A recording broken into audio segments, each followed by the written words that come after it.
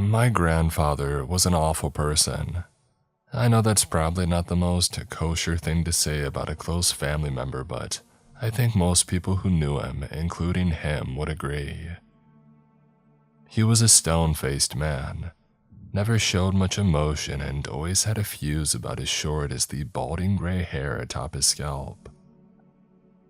He wore a seemingly perpetual scowl upon his face, and a narrowed brow that seemed to sneer with that "get the heck off my lawn" energy that only a proud boomer could properly muster.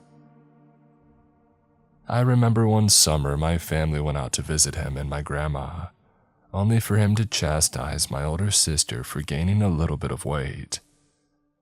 It of course made her cry and quickly devolved into a huge family drama that may never have been fully resolved. In stark contrast, my grandma was the most loving and kind person that I had ever known. So when she passed away a few years ago, it really struck my whole family hard. The funeral was a sordid affair, with my grandfather remaining distant the entire time and not bothering to say a word on her behalf.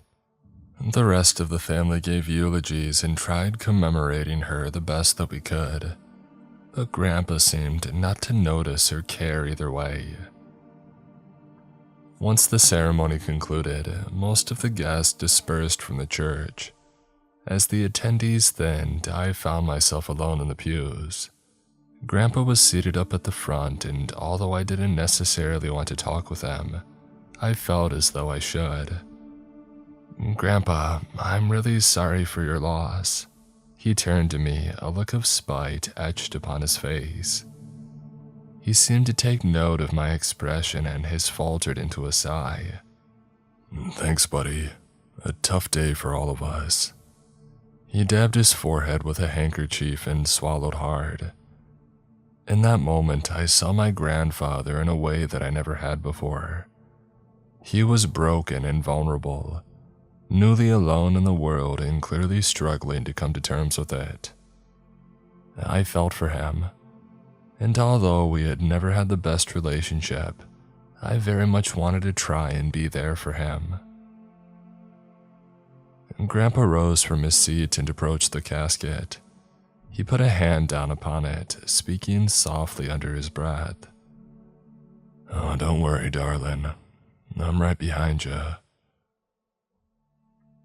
Grandpa and I talked a bit more, and eventually I decided that he could use some company for the night.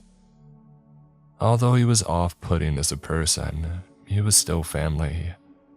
And there was also something that I always found interesting about him. There was something about him that always enthralled me. Despite his cold exterior, I knew there was more to him than just mean for mean's sake. Either way, no one should have to mourn alone, and so I decided to join him for dinner. After the ceremony concluded, I left the church and went to the store and picked up some fresh steaks, golden potatoes, and asparagus. I figured cooking him a good meal was the least I could do considering the difficult circumstances. My grandparents' old home was considerably more worn and overgrown than last I had seen it as I pulled my car into the driveway. Of course, it was understandable considering the situation, but the difference was stark. It had been well over a decade since the last time I had been out there, and although vaguely familiar, the wear and tear made it seem foreign. Grandpa welcomed me at the door, and the two of us went into the backyard as he fired up the grill. It was a bit awkward at first, but after a beer or two, we started opening up a little more to one another. I told him about my life, my fiancé, work, and he seemed genuinely interested in it. We talked a while as the steaks grilled, but I realized not many are reading this to hear about my fated reunion with my estranged grandfather. This is a place for horror stories after all, and as such, it's probably best to just cut to the chase. Grandpa worked in prison rehabilitation for the entirety of his career. He began at just 18 years old as a prison guard, and eventually worked his way up to warden, which he presided as up until his retirement several years ago. I asked him which prison he worked for, but he sort of avoided the question. Boy, that's gotta be a tough line of work, huh? I floated the question out, and he paused to ponder it. He switched the beer in his bottle before shrugging. Nah, you get used to it, like anything, I suppose. But it'd be a lie to call it easy. Always gotta be on your toes, anticipating things to pop off at any moment. Never know what to expect, really. He told me a few stories that he had from his long tenure of corrections. He almost seemed overly eager to talk about them, and it made me realize that he probably didn't have anybody else to tell them to. He was a bit of a loner after all, and it made me feel for him that his wife and likely only real human connection in the world was now gone. The two of us ate our dinner and continued chatting about his work in the prison industry and the plethora of experiences that he was subjected to there. He had plenty of lighthearted stuff about coworkers and various interactions with inmates, but his tone seemed hampered. I don't know how to explain it, but it was likely there was something else that bothered him, and I decided to try and coax it out of him. You probably saw some messed up things there too, huh? Grandpa sat back and thought, his pale white beard partially obscuring his disconcerted grimace. He then chuckled and put his hands together on his lap.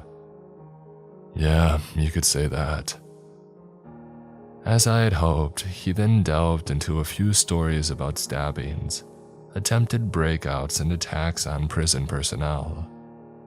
He had no shortage of rather gruesome events to recall, but of course, there was one which had dwarfed them all. Then there were the experiments. My interest peaked as soon as he had said that. He paused then, his head slowly swiveling on his shoulders. Experiments?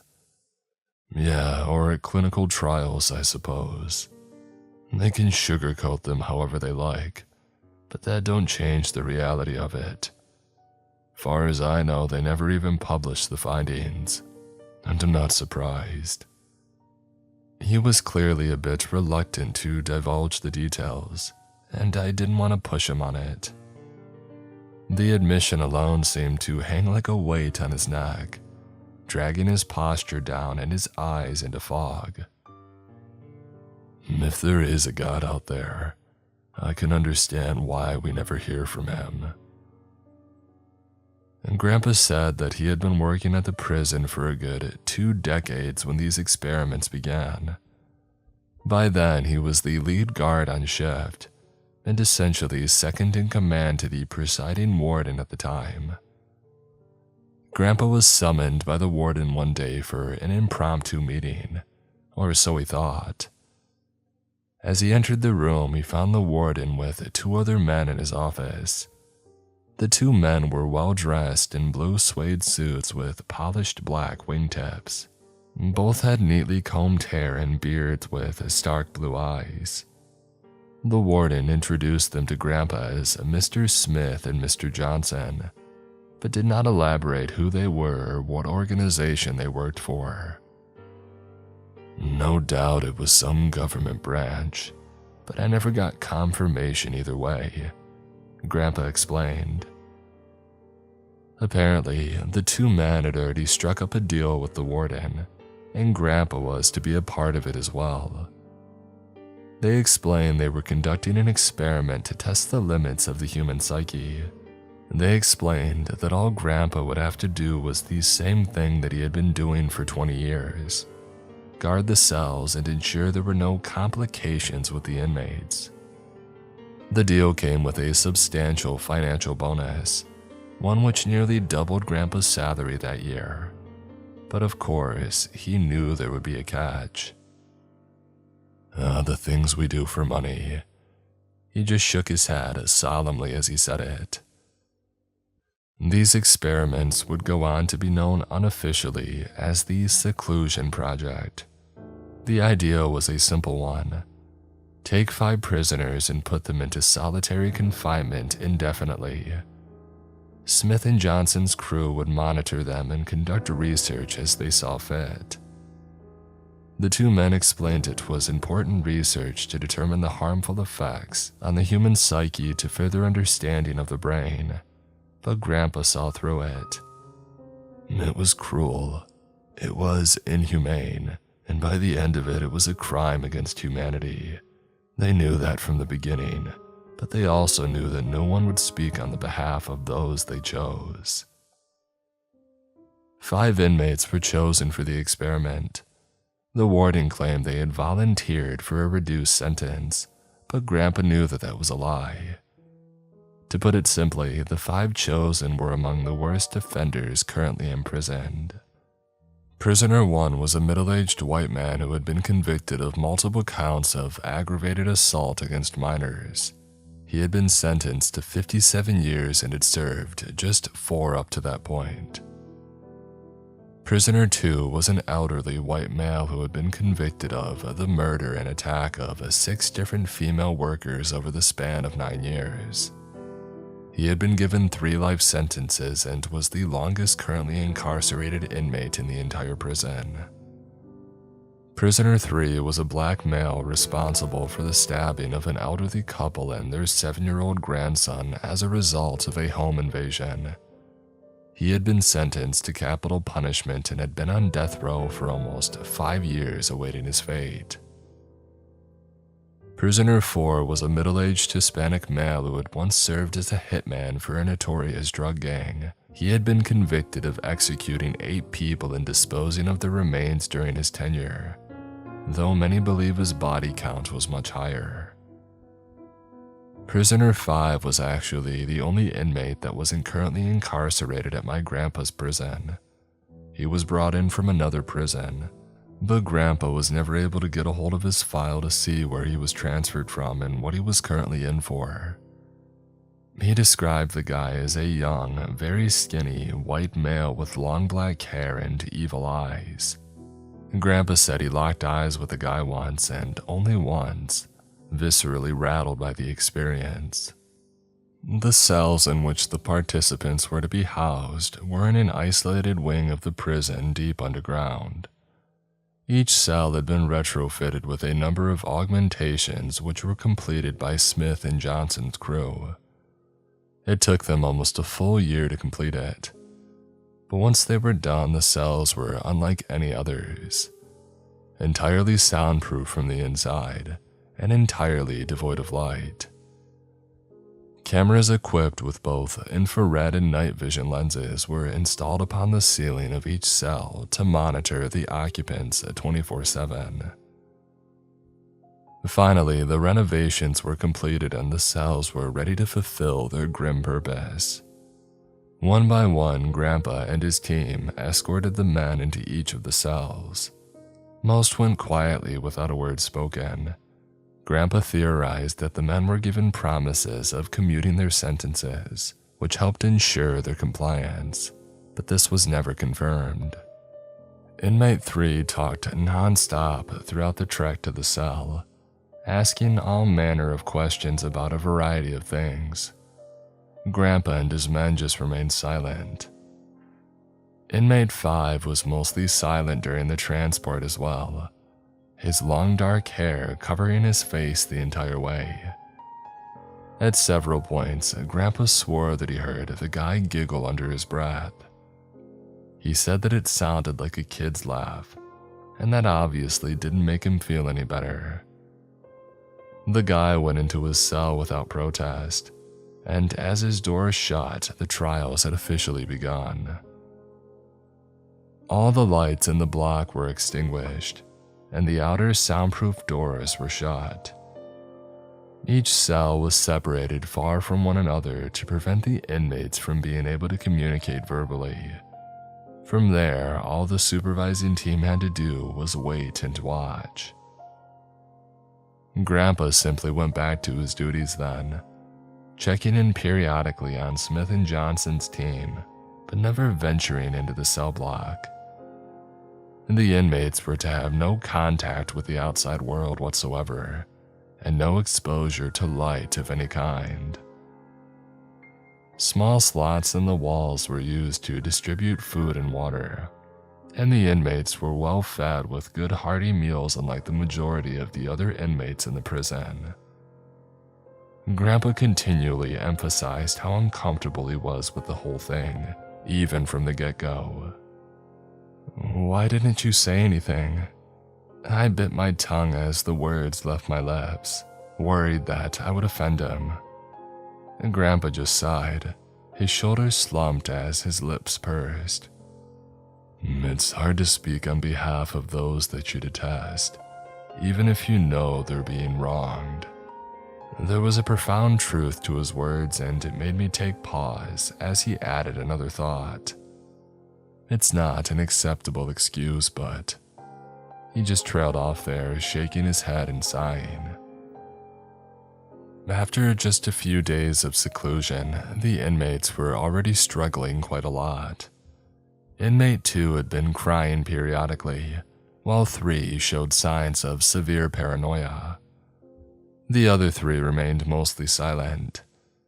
5 was the most unnerving, however, sitting almost entirely motionless for the entire day aside from sleeping. 4 tried to keep himself busy doing push-ups and sit-ups, while 1 mostly just laid around in various positions, slipping in and out of consciousness. On the eve of day 5, Inmate 2 had slammed his head into the side of the cell and began bleeding from his nose and mouth. After the impact, he fell and convulsed for several seconds on the ground as blood dripped from him. He fell still, and my grandpa anticipated them conducting a medical intervention, but they never did. They just continued to monitor as Inmate 2 was left to his own devices. Later that same day, Inmate 3 suddenly screamed. He began scrambling around his cell blind, slamming into walls and babbling incoherently. "There's something in here, man. Let me out." He shouted the words as tears poured from his eyes. He continued freaking out for a few more minutes until tiring himself out. He then collapsed onto the ground, panting heavily, staring upward to the top of the cell. He couldn't have seen it, but my grandpa swears that he was staring directly into the feed of the camera. Inmate 1 began having conversations with himself, apparently acting as both parties on either side of the conversation. The things he discussed with himself began as asinine, even comical at times, but they quickly took a disturbing turn. He role-played conversations between a young boy and his father, and the things discussed turned Grandpa's stomach. He wouldn't repeat or even hint at them, but considering why Inmate 1 was imprisoned in the first place, I can probably fill in the blanks. Inmate 1 then broke down, sobbing quietly as he held himself in the fetal position. My grandpa says this was the moment that really made him actually feel something for the inmates and question what he had signed up for. "These men did horrible things, there ain't no change in that. But even so, you come to realize how everyone has a story. Were they born monsters or were they made monsters? I won't pretend to understand how these things work, but what I do understand, from one human being to another, is the suffering of life." Things only got worse from there, and outbursts of screaming and sobbing became commonplace among all participants, minus Inmate 5. Alone in the silent darkness, they had nothing but their own minds to keep them company, and that company was clearly not bringing much comfort. Inmate 4 would often pantomime holding a gun and seemingly acting out shootouts and conflicts in his cell. His breathing would increase and he'd be moving and ducking around the cell as though he were trying to avoid getting shot. Inmate 3 would shuffle around his cell, flinching randomly and at times collapsing to the ground as though somebody had struck him. Inmate 2's condition had continued to deteriorate. Clearly, his head wound trauma had likely caused a brain trauma, and he would often suffer seizures and fits of screaming at the top of his lungs. He refused to eat, and the food that he was given began to pile up by the cell door. Some of the prison personnel wanted to retrieve him for medical assistance, but Smith and Johnson wouldn't allow it. They were told time and time again that no matter what happens to the inmates, they were not to intervene. By day 9, inmate 2 was dead. He had been laying motionless face down for nearly a full day when his passing was finally confirmed. As they rewound the footage to try and determine the time of death, they noticed something odd. As soon as inmate 2's chest had stopped moving, inmate 1 suddenly perked up. He then lifted his head and smiled, extending his hand to wave at something as though he were saying goodbye to an old friend. He of course had no way of communicating with inmate 2, nor knowing that he had passed. It was a weird event, but it was regarded as a simple coincidence. Inmate 1 continued to deteriorate after that, spending most of his time just sitting catatonic in his cell. Inmates 3 and 4 also confirmed to show signs of severe delusions and paranoia.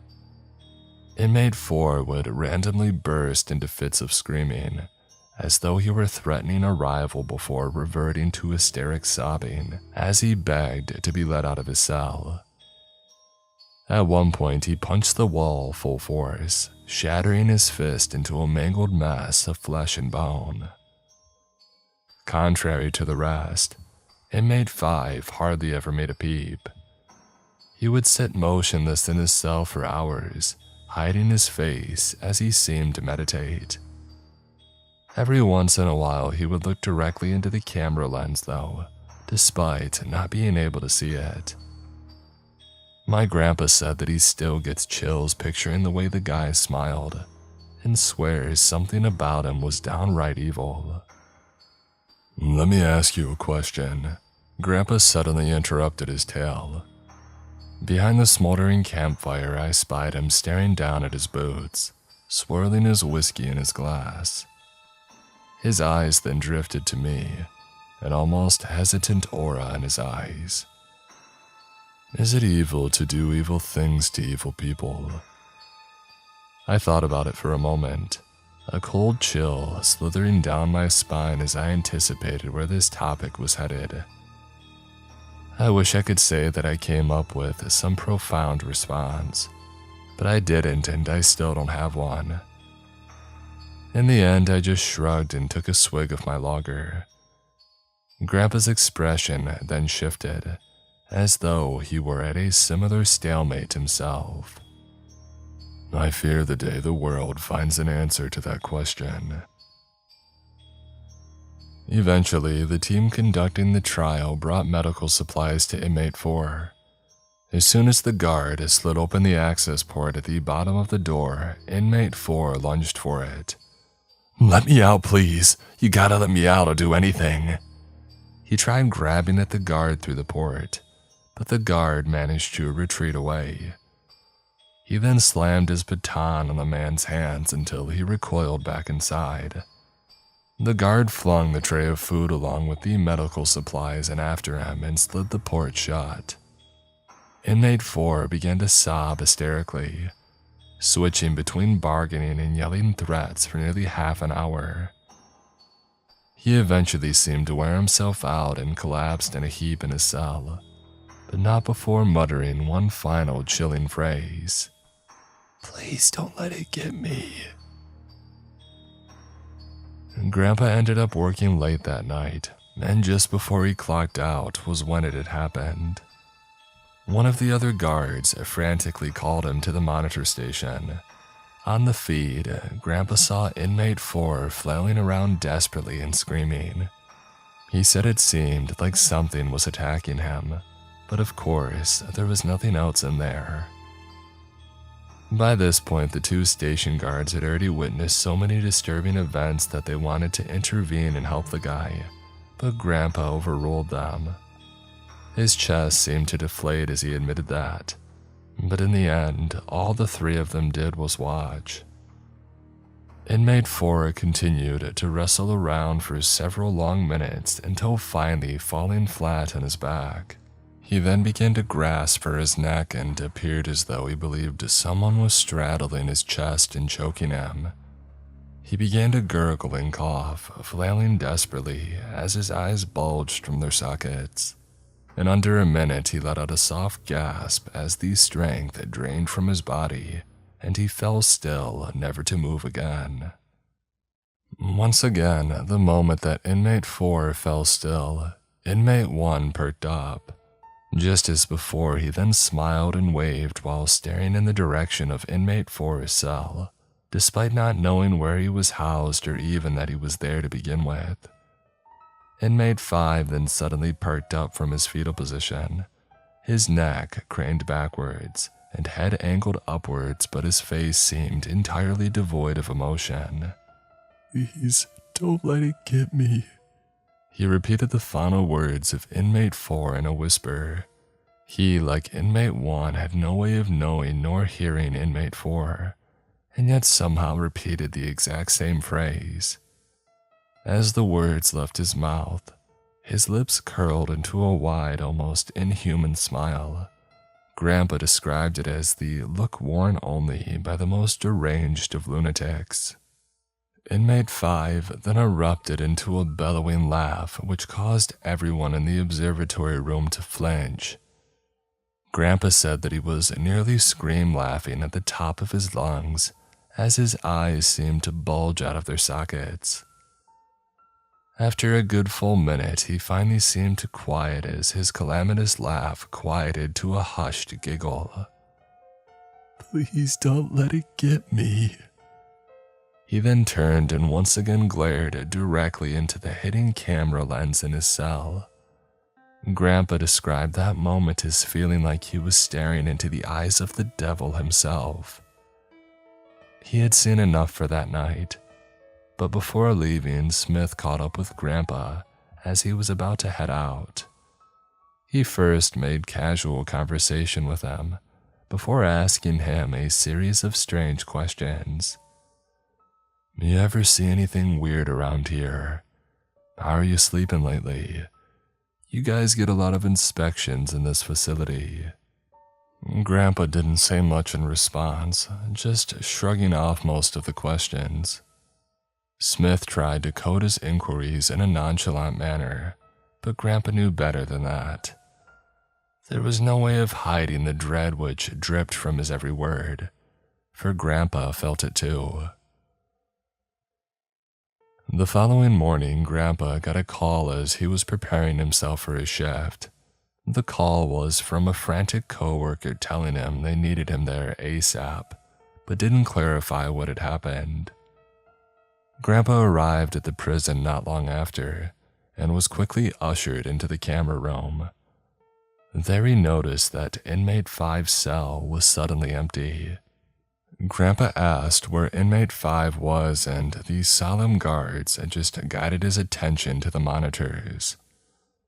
They played the recording from the previous night at just before 3 a.m. Grandpa watched mystified as 1 second, Inmate 5 was seen sitting idle before suddenly just vanishing. There was no split in the feed, no movement of any kind. Just 1 second he was there and the next he was gone. Grandpa stared at the other 2 guards, but neither of them had any explanation for what had just happened.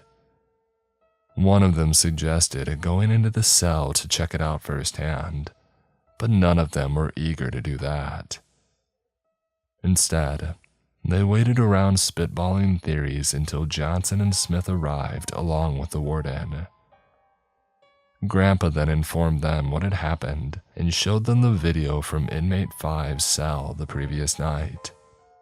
Grandpa said that was the first and only time he ever saw any emotion on their faces, and their reaction clearly conveyed their fear. "Lock the prison down now. No one comes in or goes out," Johnson commanded, and the befuddled warden sounded the alarm. Every single prisoner in the entire complex was returned to their cells. Grandpa and the other guards spent the next 12 hours combing every square inch of the prison. Despite their best efforts, not a single trace of inmate 5 was found. The search was eventually extended beyond the prison walls, but once again, the attempt proved futile. Eventually, Smith and Johnson ventured in to search the seclusion cell block themselves. By this point, only inmates 1 and 3 were still alive in their cells. Neither of them reacted as the men entered the block. Inmate 1 continued just rocking back and forth, mumbling, while inmate 3 appeared to be asleep. Smith and Johnson were in there for nearly an hour before returning defeated and stupefied.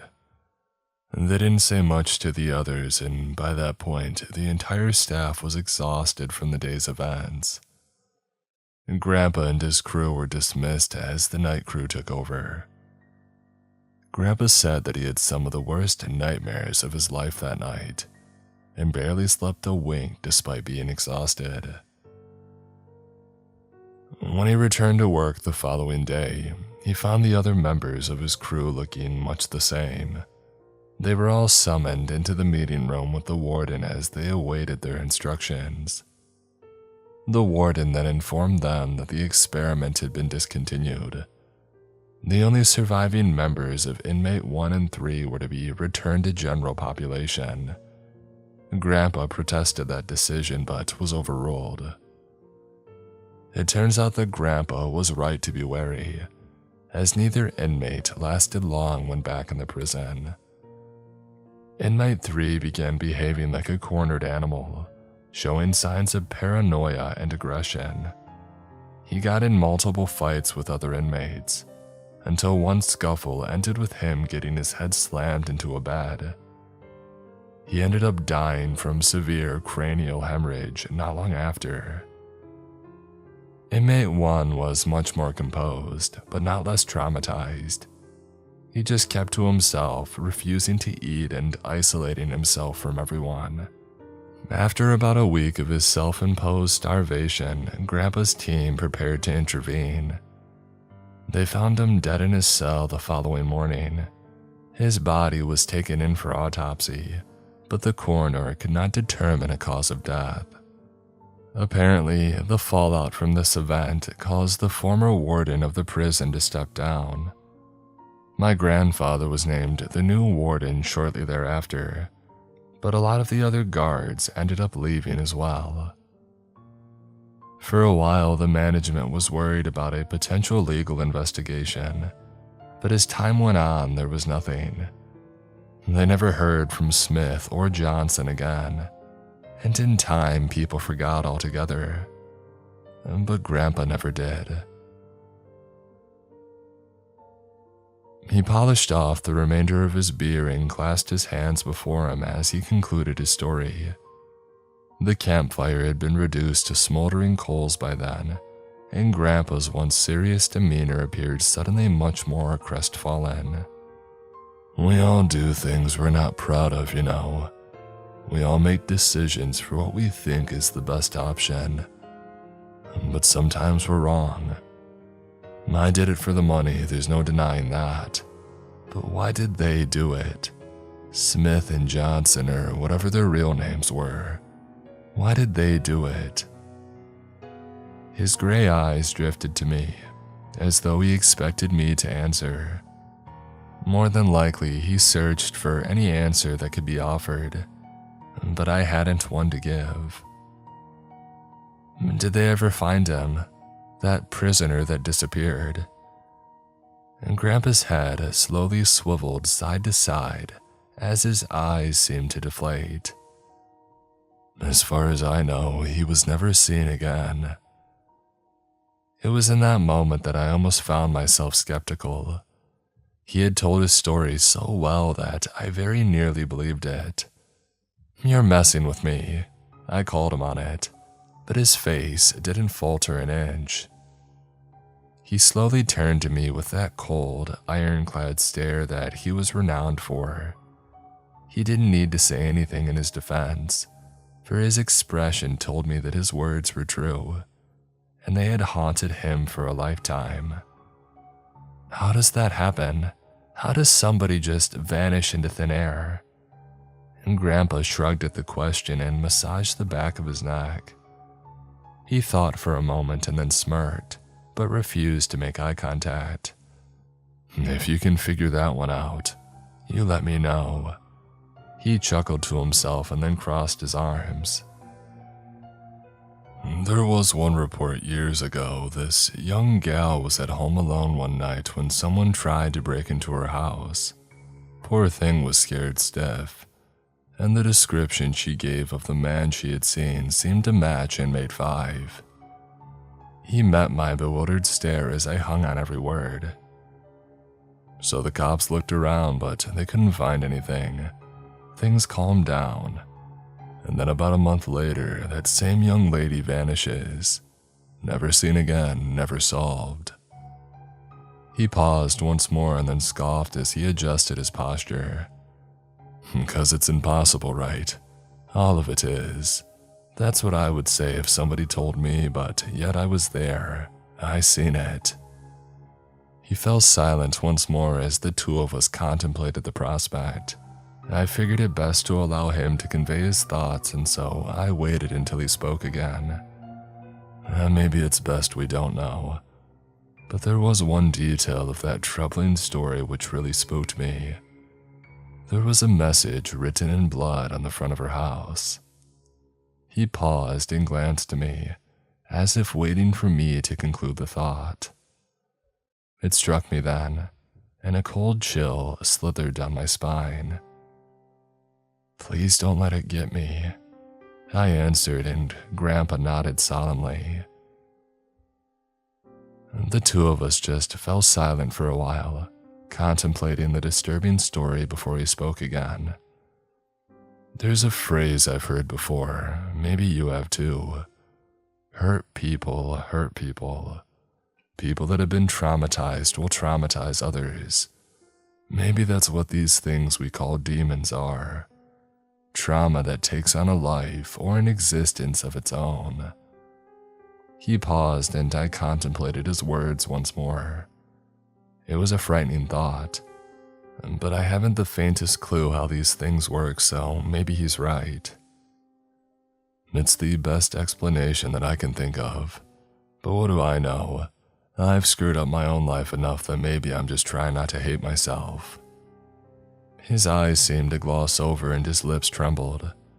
He seemed like he so desperately wished to pour his heart out and for once be vulnerable, but as always he didn't.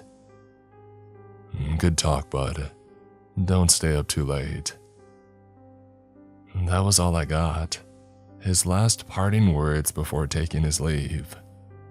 It was the last conversation that we ever had, but his words have been with me ever since. I don't know what to make of his story, but he sure seemed to put a lot of stock in it. It horrified me knowing what he was a part of, but I suppose I shouldn't be that surprised. I'm sure there's all sorts of nefarious experiments and trials in the past, but that's not really what this account was for.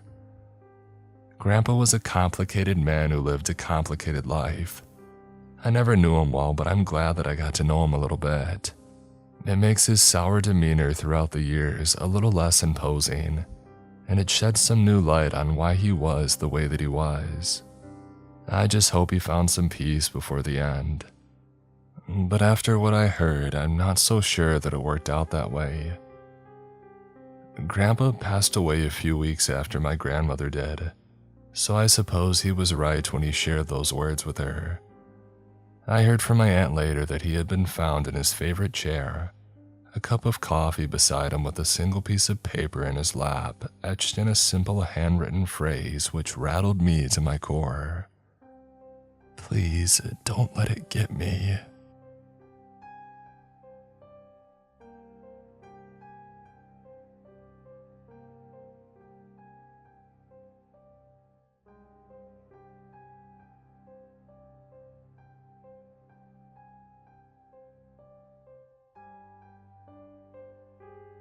Justin Fotenauer, Swaggity Swoot, Lunas TV, Omni Rubix, Dino, yours truly, Andrew Harrington, Malcolm Black, Mark Norman, Damon McCory, Kathy McGuire, SWAT, Mina Lynn, Takio Zarilla, Sleepy Shroomy, Richard French, Miss Outridge, Jimmy Griffin, Leon Knott, Sonic GMD, That One Woodsman, Talamagara, Meat Gasher, Die Screaming, Nelson Asada, MB Massacre 91,